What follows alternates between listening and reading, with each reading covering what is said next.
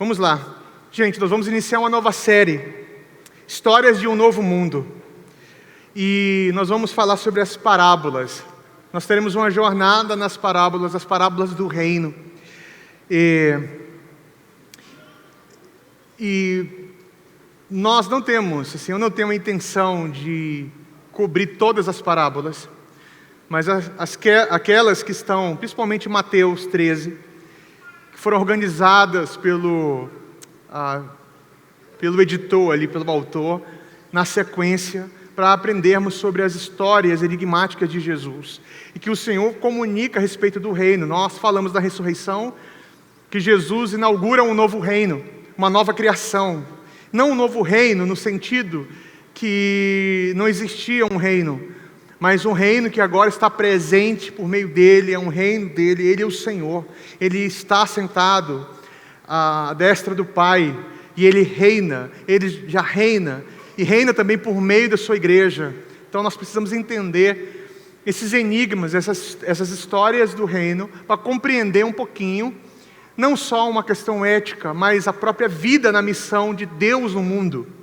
Então, você pode falar sobre a missão de Deus, mas se você não entender a dinâmica do Sermão do Monte, das parábolas do reino, ou a própria consciência do significado do reino, você vai estar perdido. Missão vai ser apenas aquilo que você faz para Deus, e não entendendo todo o conjunto, a profundidade da narrativa bíblica, certo? E o nosso desejo é que tenhamos uma igreja profunda na palavra de Deus, que tenha uma robustez teológica, uma vida diante do Senhor, tá?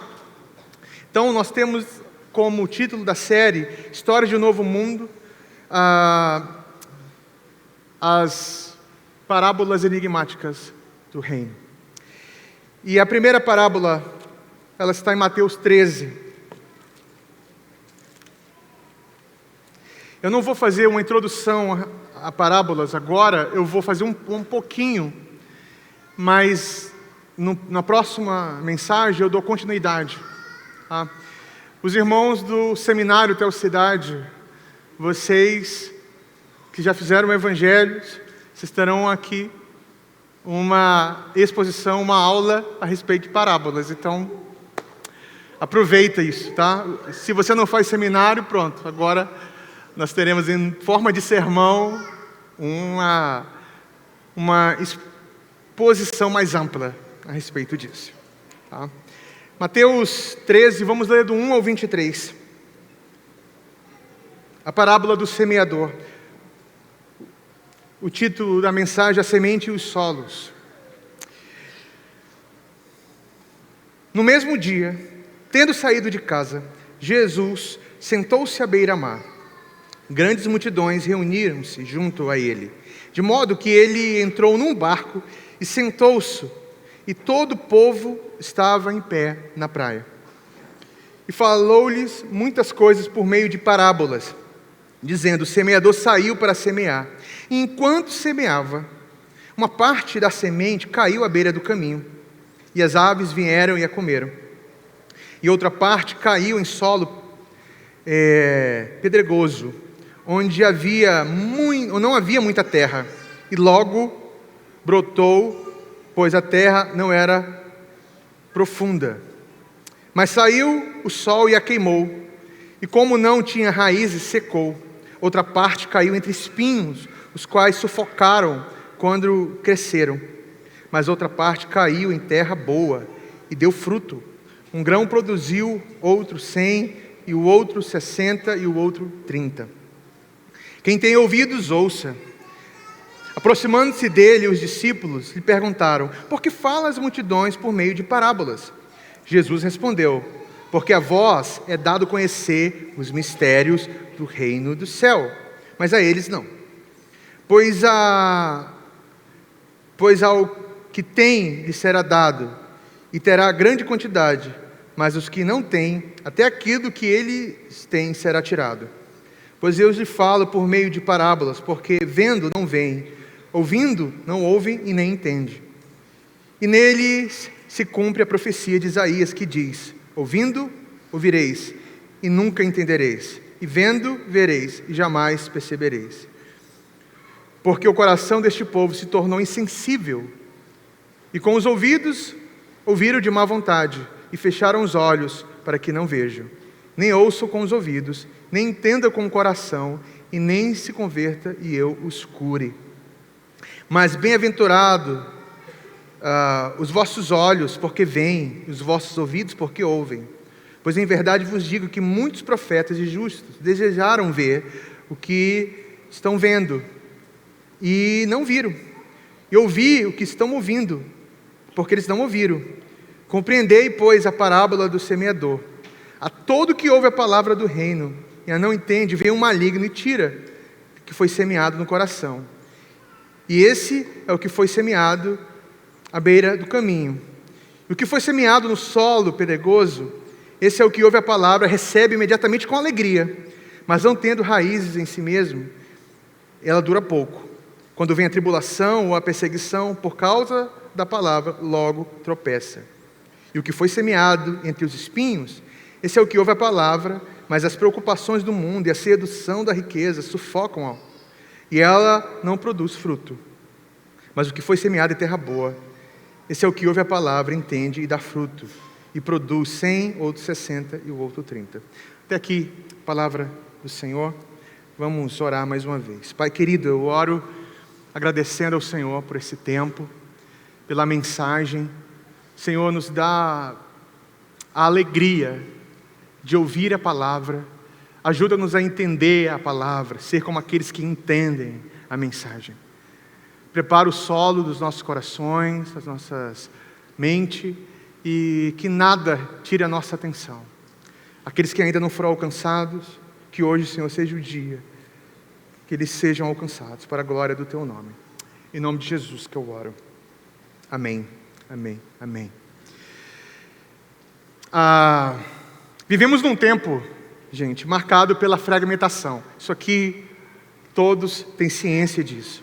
A vida, para muitos, foi dividida em parte de espiritual, profissional, emocional, social, e parece que quando nós organizamos a vida assim, tudo faz muito sentido. Não? Eu tenho minha vida espiritual, eu tenho minha vida social, tá? Eu tenho minha vida emocional, eu tenho minha profissão, ou seja, tudo muito bem, tudo no seu lugar, organizado. Logo, eu sou alguém bem sucedido, porque eu tenho tudo muito organizado e tudo está no seu lugar. Mas essa observação de organização pode denunciar uma coisa: que nós vivemos sem a unidade ou a integralidade da vida. Então tudo é muito fragmentado e parece que separar bem as coisas, organizar, esse senso de organização pode denunciar uma distorção dos nossos corações. Por exemplo, a fé cristã não é um fragmento da vida, onde você olha e fala assim: olha, Jesus ressuscitou, eu creio na ressurreição, mas estou tocando minha vida. Então você vai crendo nos dogmas, afirmando, mas isso não toca a tua vida em si. Na verdade, o Evangelho ele é uma história que dá sentido à vida. Ele não só dá sentido à vida, mas sentido ao todo da vida. Ao todo da vida. Um filósofo francês chamado Jean-François Lyotard, eu li uns 2 livros, mas um dos livros que eu li dele, chamado A Condição Pós-Moderna, ele escreve assim, que o nosso tempo e a condição do nosso tempo pós-moderno é caracterizado pelo fim das metas narrativas. Olha isso. Ou seja, o que mais diz respeito ao nosso tempo e os dias que vivemos é que as pessoas não são mais afeiçoadas a explicar, a contar histórias da sua vida, a explicar as suas rotinas de uma maneira onde constrói uma história, mostra seu estilo de vida, não construindo uma história que vai montando e dando sentido, com grandes histórias, com grandes narrativas ou metas narrativas. A marca do nosso tempo, segundo o Lyotard, é uma fragmentação na história. Ou seja, nós estamos assim em tempo de redes sociais, nós gostamos de ver os reels, as pequenas histórias, ou as pessoas estão ali mostrando cada passo da sua vida, e nós amamos acompanhar algumas pessoas, mas parece que o que elas estão mostrando são fragmentos da vida. Você não sabe muito bem como a sua história está sendo construída. Tanto que nós observamos e construímos uma ilusão acerca das pessoas. Nós não temos um contato com a realidade. Nós temos uma ideia sobre ela por olharmos fragmentos da vida. Isso acontece, por exemplo, quando as pessoas elas se identificam com um lugar pelos fragmentos. Já aconteceu de pessoas falarem assim, olha, eu comecei a vir no MPC porque eu estava acompanhava os stories, os reels, as coisas, eu amei e vim, legal. Mas ao estar aqui dentro, você se depara com a realidade e não com os fragmentos. Ou seja, nós estamos nos guiando por esses pedaços, por esses recortes, né? E aqui, sendo essa marca do nosso tempo, nós temos que entender que a fé cristã, ela pode ser explicada, por exemplo, como uma metanarrativa. Mas não é uma metanarrativa só de contar histórias. Um teólogo chamado James Cyrus, ele fala, por exemplo, que a fé cristã é um compromisso do coração, quando ele fala sobre cosmovisão, que pode ser expresso numa narrativa. Então as narrativas não são apenas histórias que contamos, ela pode estar falando da realidade diretamente. Tá? Só que aqui, nessa introdução, e eu quero que você preste bastante atenção aqui, muitos cristãos, eu e você, nós somos filhos dessa época. Ou pelo menos estamos sendo moldados por essa época. E é muito difícil nós resistirmos a essa fragmentação do tempo. Porque mesmo aqueles que falam assim, olha, eu não ligo para as redes sociais, não estou nem aí para os reels, sou off das redes sociais. Mas quando você conversa com o sujeito, a vida é fragmentada. Exatamente como é nas redes sociais. Ele não está nas redes sociais, mas ele não mais vive por uma construção, uma história completa. A vida é toda fragmentada, em pedaços. Né? Então é muito difícil nós resistirmos a isso. Por exemplo, nós não conseguimos compreender a fé cristã como uma narrativa bíblica, como uma grande história para o todo da vida, que ela não pode ser fragmentada, não pode servir para uma coisa e não servir para outra. Sabe, algumas pessoas pensam assim, a fé cristã serve para isso aqui não, eu vou para esse lado, eu vou para um outro teórico, vou para outra noção. A fé cristã não pode sofrer recortes. E por que eu faço essa introdução? Porque sem essa introdução você não vai entender, por exemplo, essa parábola e as outras parábolas. E o problema que nós temos aqui. Então, principalmente aqui, as parábolas, elas às vezes são lidas em forma de recortes. Eu não ouço sermões. Eu não vou para o YouTube ouvir. Eu só ouço quando um amigo fala assim, por favor, ouve isso aqui. Eu vou lá. Eu não tenho pregador favorito, gente. De verdade. Alguém pergunta assim, não, qual a sua referência de pregação? Gente, eu não tenho. E é muito difícil responder, porque eu não estou ali ouvindo mensagens, eu não vou procurando fulano, o que fulano pregou, o que fulano não pregou, eu não faço isso. Tá? Mas, para esse sermão, eu fiz uma incursão, porque alguns colegas, pessoas que eu admiro, estavam falando, e eu fiquei um pouco triste, muito triste. Perceber, por exemplo, quando se tratam das parábolas, em forma de recortes, né? Histórias que Jesus contou, como sendo apenas exemplos para as coisas, ou ilustrações, como se fossem as pobres ilustrações que fazemos, sabe? Mas o que nós temos aqui é uma espécie de genialidade de Jesus, uma sabedoria, e não uma sabedoria simples de Jesus que não tem conexão alguma com o Evangelho. Então, nós olhamos para as parábolas e fazemos essas divisões, como nós fazemos, por exemplo, em viciar em versículos. Nós decoramos versículos, mas não entendemos muito bem a construção, toda a construção. E não estou falando de contexto. Tá? Irmãos aqui, estudantes, pastores, pregadores. Você sabe o versículo, mas não sabe o contexto. Não estou falando do contexto, que é importante. Eu estou falando a construção no qual aquele versículo se encontra, aquele lugar. Então, e nesse sentido, a parábola é uma contracultura nesse campo, tá? Porque Jesus está aqui falando, principalmente em Mateus 13, nessa sequência de parábolas organizada por Mateus, sobre o reino, a vinda do seu reino, o significado do seu reino, e conectando tudo aquilo que ele estava falando com a esperança daquele povo. Então nós não podemos olhar as parábolas fragmentadas, como nós fazemos com a vida, com a realidade. São histórias que por vezes enigmáticas. A parábola do semeador, eu acho que é a única parábola que Jesus se auto-explica.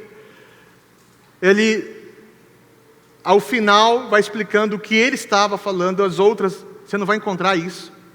Tá? Então, pessoas transformaram parábolas em conselhos motivacionais, sabedoria solta, frases bonitas. Então eu fui ouvindo e fui agradecendo a Deus, porque eu não estou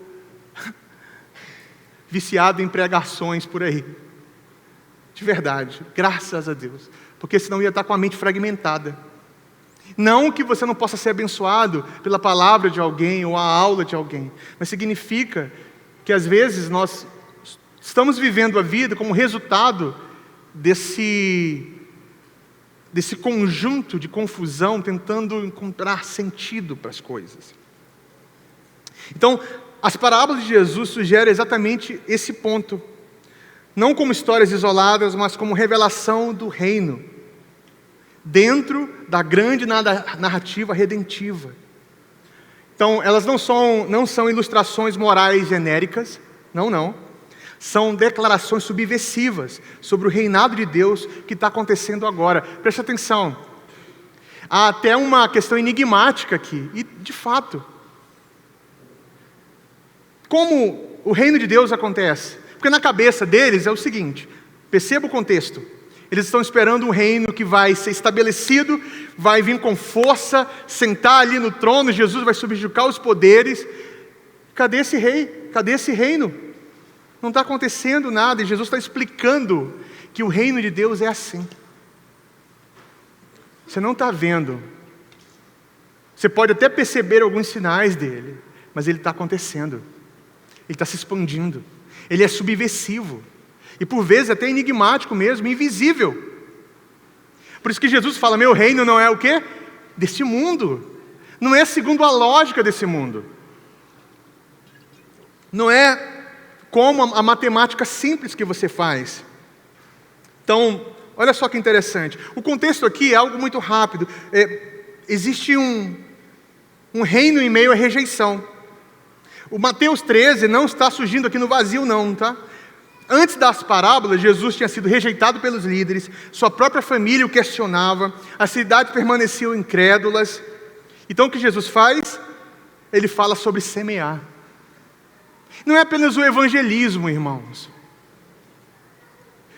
Envolve o evangelismo, que é parte disso, mas é algo muito mais profundo. E isso não é coincidência. É uma interpretação divina da realidade. A parábola do semeador é uma resposta direta à pergunta implícita que está ali.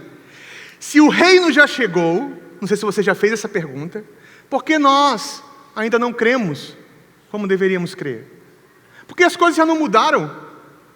Porque tudo já não mudou. Porque o pecado ainda me encontra. Porque o mundo está um caos. Porque temos essa bagunça toda. Porque é estranho. Nós falamos que o reino já chegou, mas isso não está tão presente. Eu não consigo ver.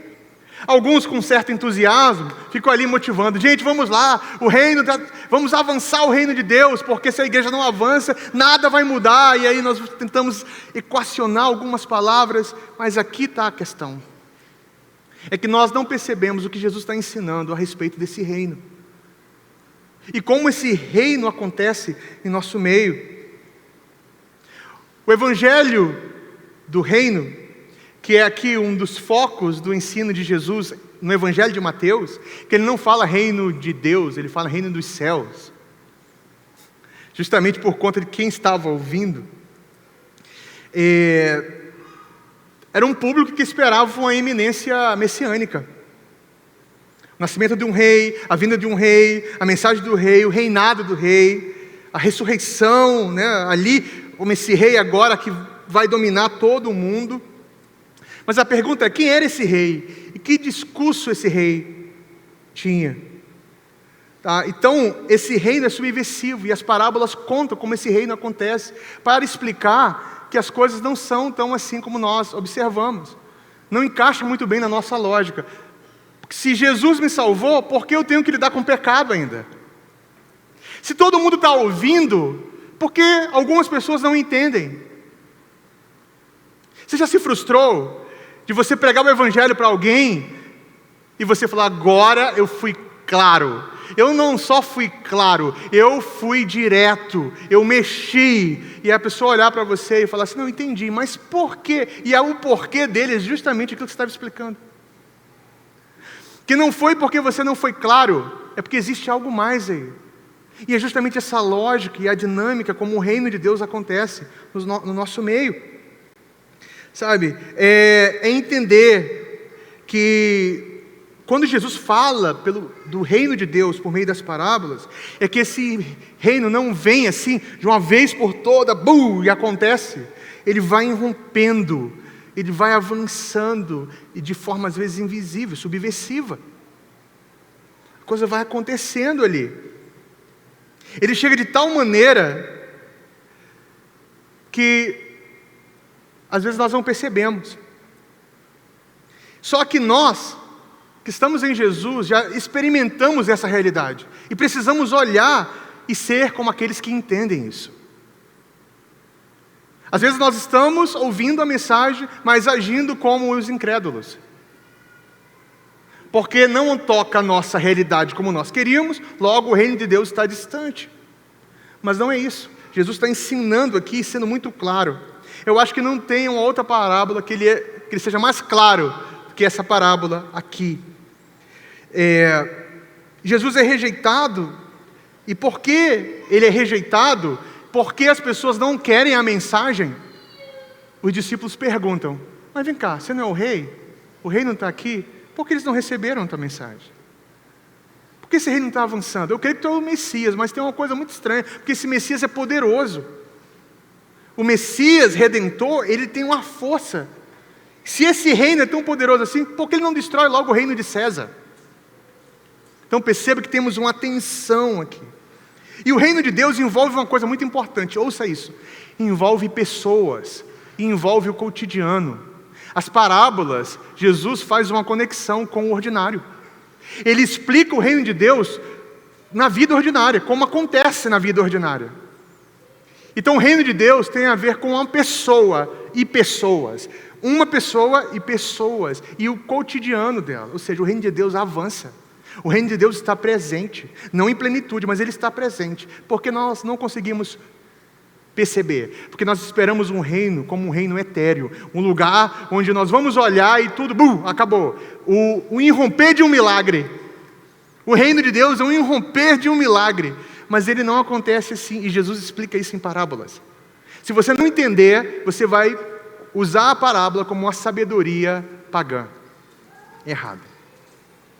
Olha só, rápido, o ensino central aqui, o reino de Deus não chega pela força, mas pela semeadura. Não é só um evangelismo, é um todo. O foco da parábola não está no semeador e nem na semente. O semeador é o mesmo, a semente é a mesma, mas está no solo. Observe isso. E os resultados eles são distintos. Os resultados são diferentes. A mesma semente, o mesmo semeador, o resultado completamente diferente. E aqui está o escândalo do reino. Que escândalo do reino é esse? O problema muitas vezes não está na mensagem, mas na resposta humana à mensagem. Aqui está esse paradoxo. E aí, então o reino do céu é comparado a uma plantação. Ele vai usar essa imagem da plantação. E é muito importante entender aqui. As parábolas, por exemplo, um termo grego, que é usado porque o Novo Testamento foi escrito em grego. Você lembra da sua aula de geometria? Não, né? Você não lembra de aula de geometria. Se você teve aula de geometria, eu acho que todos tiveram. Com certeza você não lembra. E aqui, se você tem uma pequena memória, você vai lembrar, por exemplo, dos cortes cônicos, né, de um cone, que é uma espécie de geometria euclidiana, né?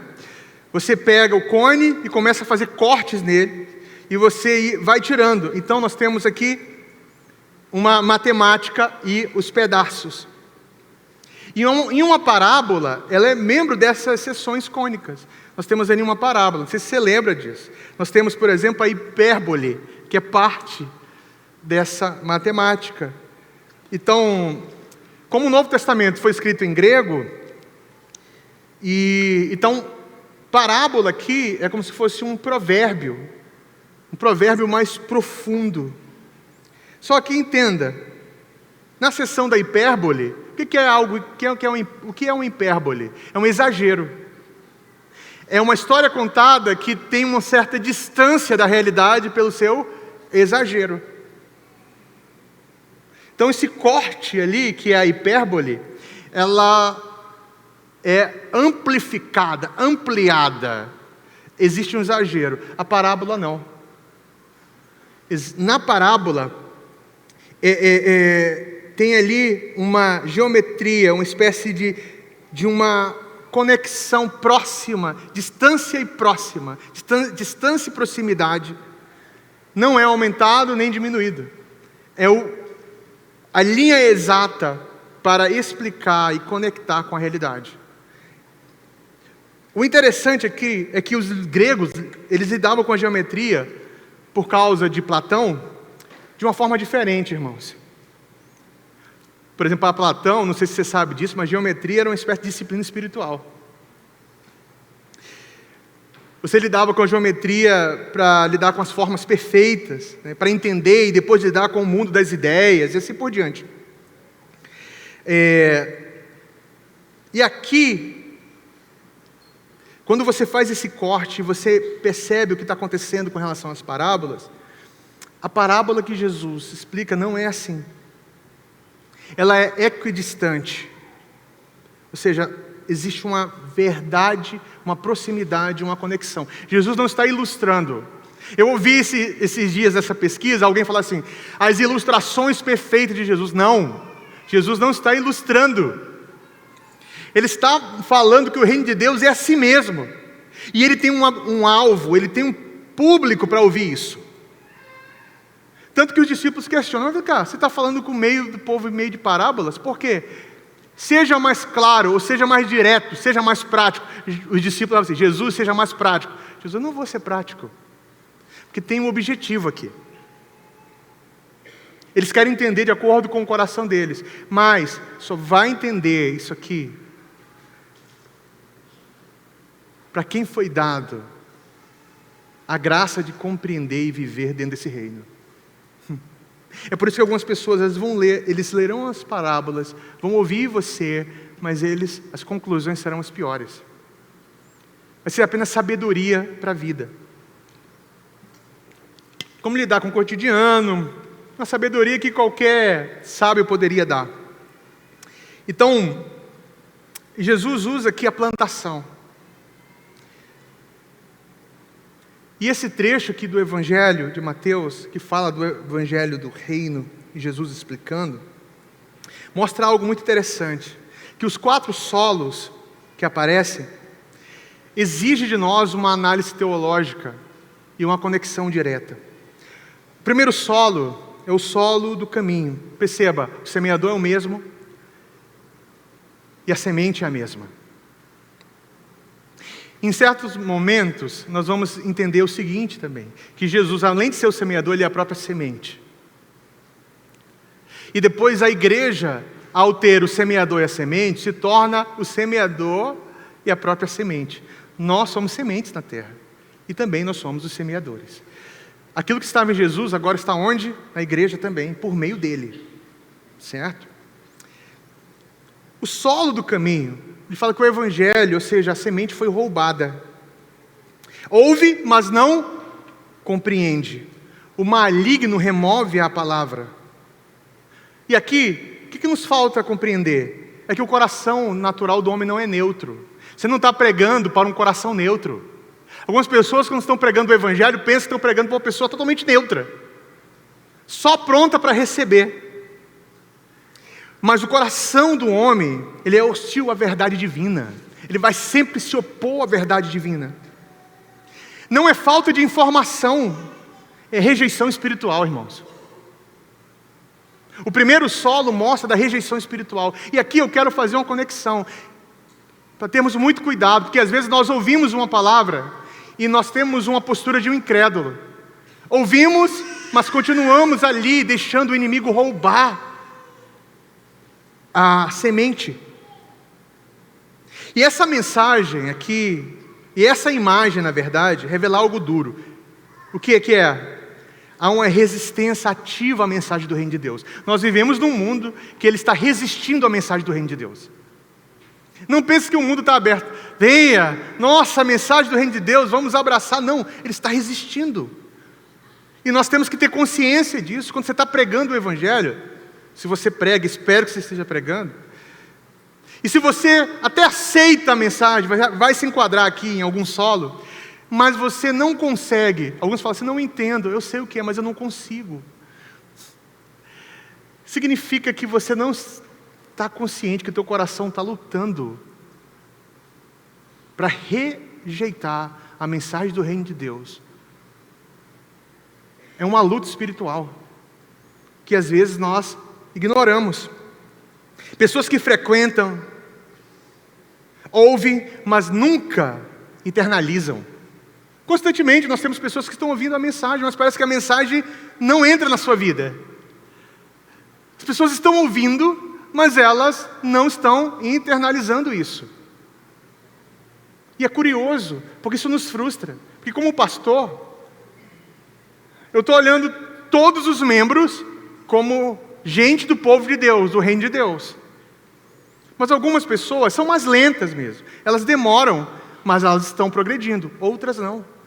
Parece que aquele mesmo ouvido que eu ouvia lá atrás é o mesmo que está ouvindo agora. E nada mudou. Parece que existe alguma coisa que está acontecendo. Existe alguém roubando essa semente. Ou um coração que está resistindo a uma mudança. Por isso que o reino de Deus não é de simpatizantes. Não é. Pessoas ouvem o evangelho não penetra. Ele apenas passa. Você ouve ou você escuta? Eu acho que as pessoas estão escutando a mensagem, mas elas não estão ouvindo a mensagem, porque a vida não está sendo transformada. Seus dilemas continuam gigantes diante de você. Por exemplo, ressurreição. O que se aplica na tua vida? De que forma a ressurreição se aplica na sua vida? Então nós temos essa dinâmica. Primeiro, o problema do solo. Um teólogo chamado John Frame, que ele fala do conhecimento do incrédulo. Ouça isso aqui é muito sério e pesado. Que as pessoas que não conhecem a Deus, eles são incrédulos. Eles conhecem alguma coisa, e esse conhecimento é sinônimo de um conhecimento distorcido, errado. Se eles não conhecem a Deus, eles não conhecem a si mesmo. O incrédulo não conhece a Deus, e assim a realidade é distorcida diante dele. Parece que esse primeiro solo é um solo de um incrédulo, mesmo quando ele afirma crer em Deus. Eu acredito em Deus, mas a semente está vindo e está sendo roubada. Não entra.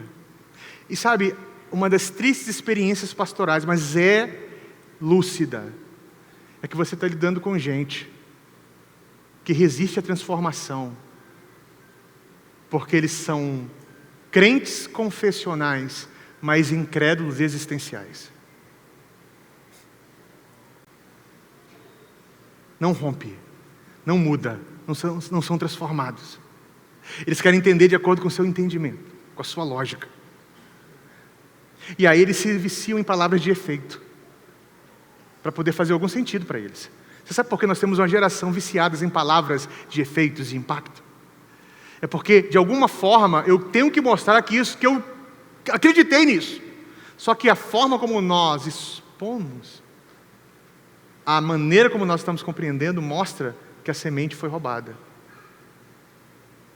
Não é assustador isso, gente? Então, o problema não é a informação, é a compreensão. E aí, nós caímos naquela questão da idolatria. Tem olhos, mas não veem, tem ouvidos, mas não ouvem. Essas pessoas se tornaram como os ídolos. Por isso que você fala, fulano, você está ouvindo isso tantas vezes, não teve a sua vida transformada. Pois é. Mas um dia, na vontade de Deus, isso vai acontecer, como se fosse um romper de um milagre. Não, não, não. Você é um incrédulo. E o reino de Deus é algo que dá coceira nos seus ouvidos. E você luta contra isso. Seu coração resiste à transformação espiritual. E você sabe que é assustador para um pastor ter que lidar com gente assim na igreja? Porque você não quer julgar. Você não quer falar assim, olha, você é um incrédulo, mas você está diante de um incrédulo, da maneira como ele está falando sobre a vida, sobre as coisas, sobre o seu problema. É assustador. Mas tem um outro solo aqui também. O solo rochoso. Esse solo rochoso, Jesus explica depois qual é. É o evangelho superficial. A pessoa recebe com alegria, mas ela não tem o quê? Raiz. Tem gente que fala assim, nossa, esse culto foi maravilhoso.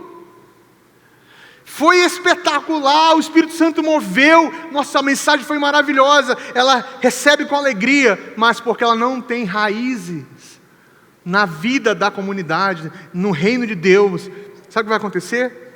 Ela desiste diante das dificuldades. Muitos dos irmãos que se desviaram no nosso meio, não é porque alguns eram réprobos, alguns são mesmo, mas outros é porque eles estão ali com alegria, recebendo, mas eles estão olhando para as circunstâncias, dificuldades, e a perseverança depende do que acontece com eles, não o que aconteceu com Jesus. Ou seja, a superficialidade espiritual é o maior inimigo da perseverança. Você sabe por que a igreja não persevera? Porque ela é rasa espiritualmente. A falta de profundidade espiritual gera em você alguém que desiste muito fácil das coisas. Não é sua personalidade, não. Seu coração que está ali. E aqui, eu quero que você entenda muito bem. Alegria é algo sério para Deus. O povo de Deus é um povo alegre, amém? Mas a alegria não é evidência de transformação. As pessoas recebem a mensagem com alegria, mas elas não foram transformadas. Tem gente que é assim, fulano aceitou Jesus, nossa, fulano foi transformado, fulano agora está em Deus, e aí você não quer nem saber das raízes dele, o que está acontecendo na vida dele. Você está alegre com a alegria dele, só que você está se enganando, porque a alegria dele é temporária. É uma semente que caiu num solo, que ela foi o quê? Sufocada. O reino de Deus não é emoção momentânea, é compromisso contínuo. Compromisso contínuo.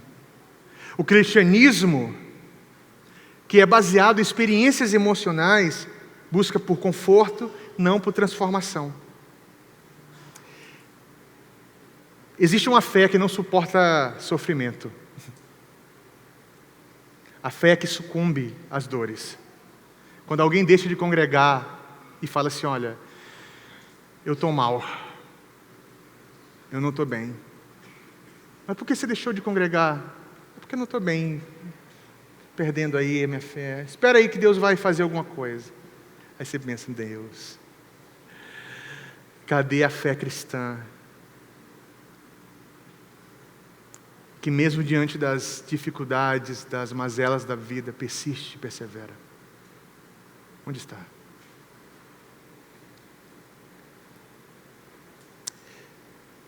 eu fico pensando, será que a nossa fé tem uma raiz ou nós somos apenas entusiastas? Pessoas emocionalmente correspondidas. O que acontece com a sua fé quando o lugar que você está e a vida que você tem não corresponde aos seus ideais?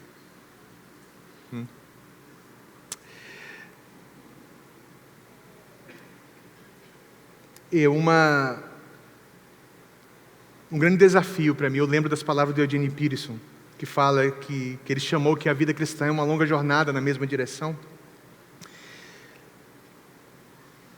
E o que é irônico aqui, gente, eu não sei se você sabe disso, ele empresta essa frase de um filósofo alemão, logo Nietzsche. O Nietzsche falou que a jornada da vida é uma longa jornada na mesma direção. E Eugene Peterson, que é bem subversivo, ele pega, genial que ele era, né?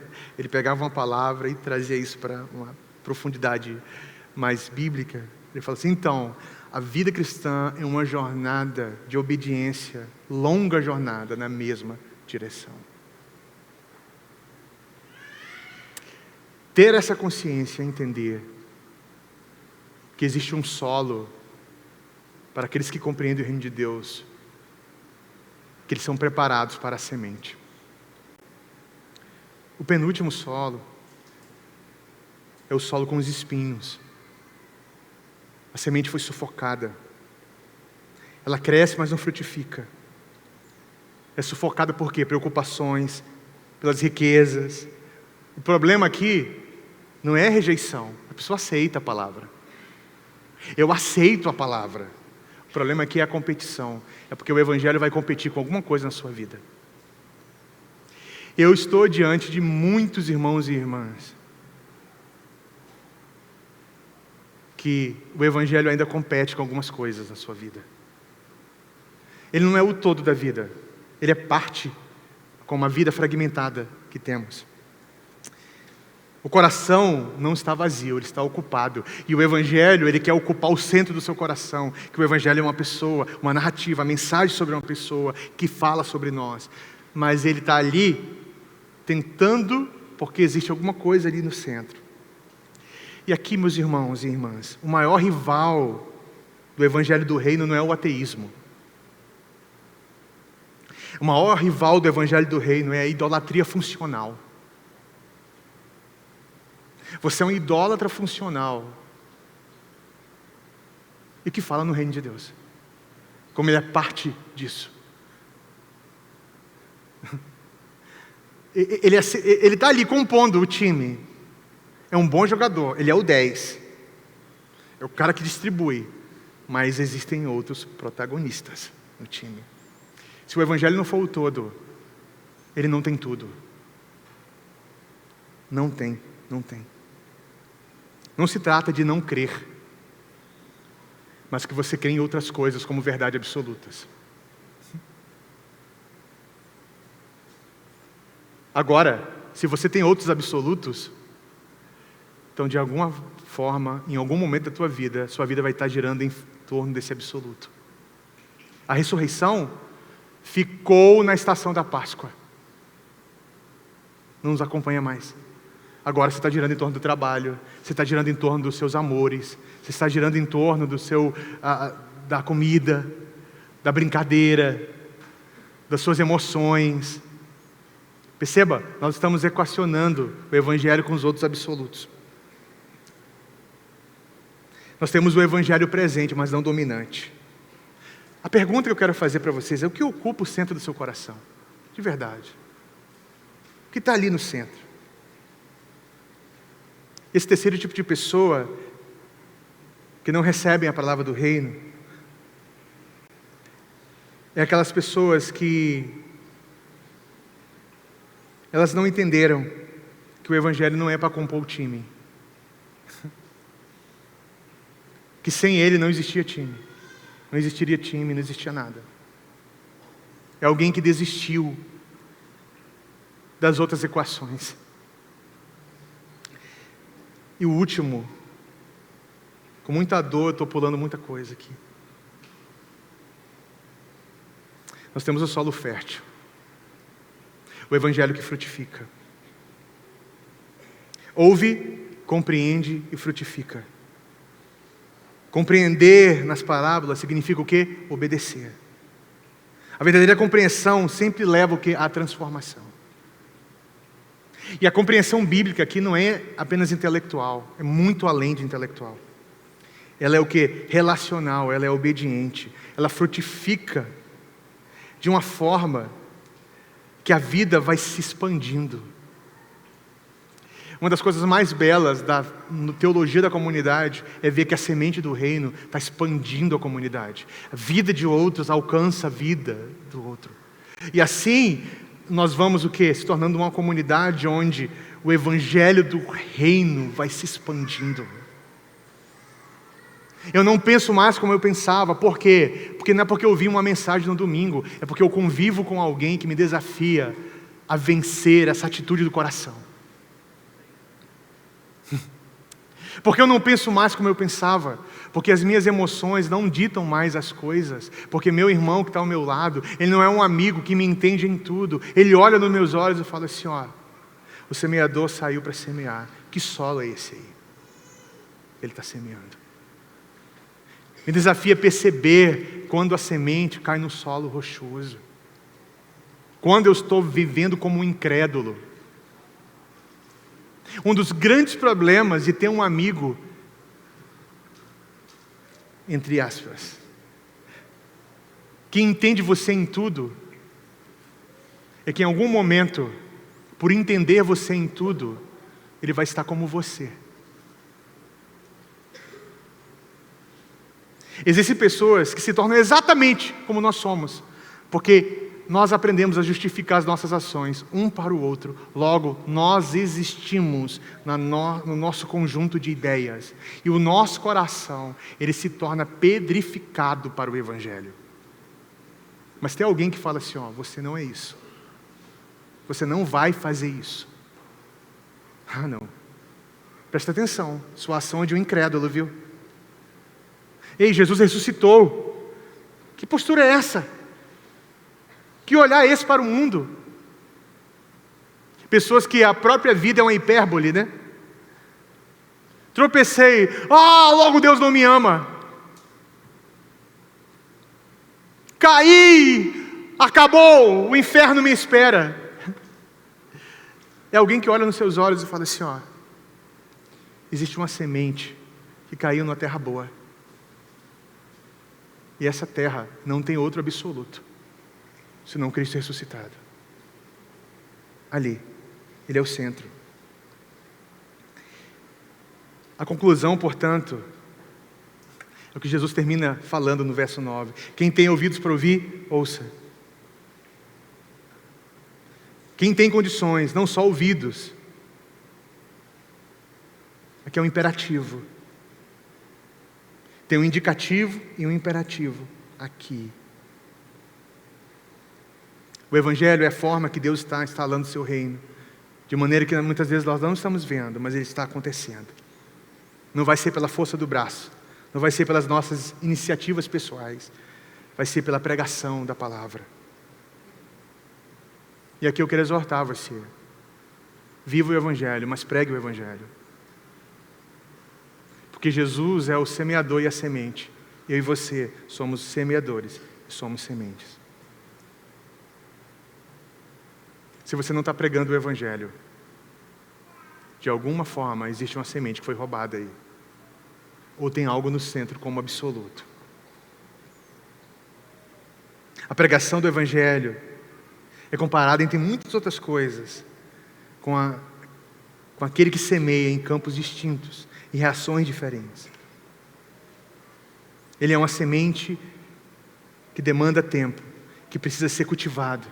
Cuidado com aquilo que pode roubar o evangelho. A comunidade da fé, na parábola, Jesus está falando para os discípulos, olha, eles não estão entendendo, mas vocês cultivem, reguem a semente um do outro, Porque a vocês foi dado a graça de entender a mensagem do reino de Deus. Vocês são semeadores. E é justamente nesse universo que a parábola do joio e do trigo, por exemplo, vai acontecer. Eu vou pregar em outro momento isso. O joio e o trigo, próximo, similares. Mas um produz pão, outro não. Um alimenta, o outro não. Mas como saber quem é ou não? Cenas do próximo capítulo. Mas Deus nos chama a entender algo aqui. O reino é proclamado para todos, amém? Mas nem todos respondem da mesma forma, porque o coração é diferente. A parábola não é sobre agricultura, é sobre revelação, coração e resposta. Então o evangelho é transformação. O problema não é a falta de acesso, é resistência do coração. Porque o crescimento espiritual exige profundidade e tempo. O maior perigo não é a rejeição, em muitos momentos. É sufocar lentamente. Algumas sementes que foram lançadas, eu observo, eu pergunto, cadê aquela semente? Ela não germinou. Ela não cresceu. E sabe qual é o mais assustador? Que algumas pessoas que já ouviram a mesma mensagem, ouvem a mensagem hoje como sendo uma novidade, mas elas já ouviram.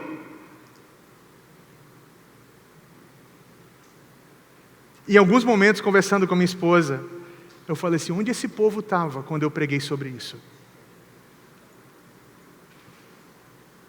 Onde você estava quando você foi ensinado sobre isso? Onde você estava quando nós passamos sobre isso? Com isso, falamos sobre isso e passamos essa situação. Sabe, nós estamos apenas passando pelas coisas e não entendendo que a vida, a narrativa está sendo construída. Mas ao mesmo tempo eu entendo, pode ser um sinal daqueles que estão frutificando e daqueles que estão ficando pelo caminho. A verdadeira fé sempre produz fruto visível. E é muito bom ver fruto visível no nosso meio. Muito bom. Jesus termina dizendo, ouça isso.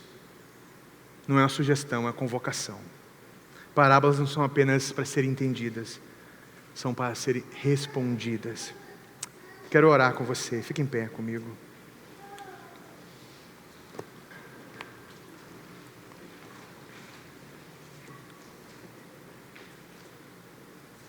Eu acho que você precisa fazer uma reflexão sobre tudo que você ouviu e o solo do seu coração.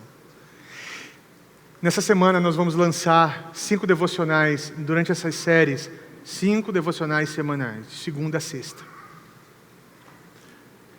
A cada devocional curto, um devocionário curto, reflita, pense.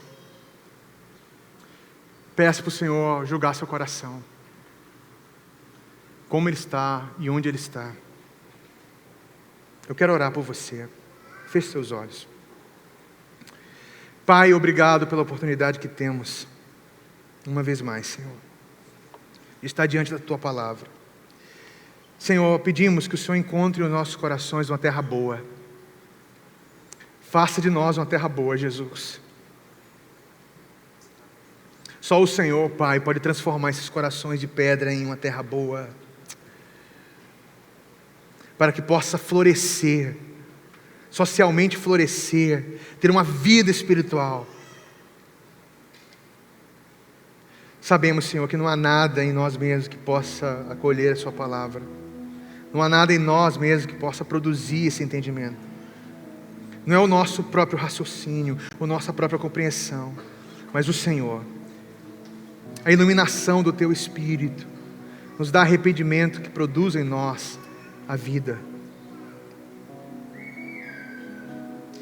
Senhor Deus, traz aquelas pessoas que nos ouvem hoje para esse lugar de um solo preparado. Traga aqueles que estão há muito tempo sendo semeados, para que eles possam compreender e produzir frutos, Senhor. Porque não queremos os nossos irmãos como réprobos, Deus. Não queremos, Senhor Deus, conviver aqui com pessoas que vão chegar diante do Senhor e falar: Senhor, nós não ouvimos. Eles ouviram. Na verdade, eles não ouviram. Eles apenas escutaram. Tem misericórdia, Senhor, daqueles que tiveram a semente roubada pelo maligno, Deus. Sufocada pelo cuidado com a vida. A jornada excessiva de cuidado com a vida. Livra-nos, Senhor. Livra-nos de tudo isso, Pai. Faz os nossos corações uma terra boa. Pai, em nome de Jesus, não deixe o maligno roubar a semente da mente e do coração dos meus irmãos. Toda mente perturbada, coração perturbado, que não entende o que o reino de Deus é subversivo. Agora, entre em ordem com a palavra de Deus. Em nome de Jesus. Eu oro assim, em nome de Jesus Cristo, nosso Rei, ressuscitado, vivo, eterno. Ajuda-nos a compreender, Senhor Deus, a mensagem do reino. Possamos semear e ser a semente, assim como Jesus foi. Deus, livra-nos da incredulidade, do ateísmo prático, da superficialidade espiritual, das ilustrações bobas. Nos dá uma vida completa dentro da narrativa de Deus, entendendo o significado de tudo isso. Pai, eu oro assim, confiando na Tua bondade e no Teu amor. É em nome de Jesus que eu oro. Amém. Amém, amém, amém. Que Deus abençoe você, meu irmão, minha irmã.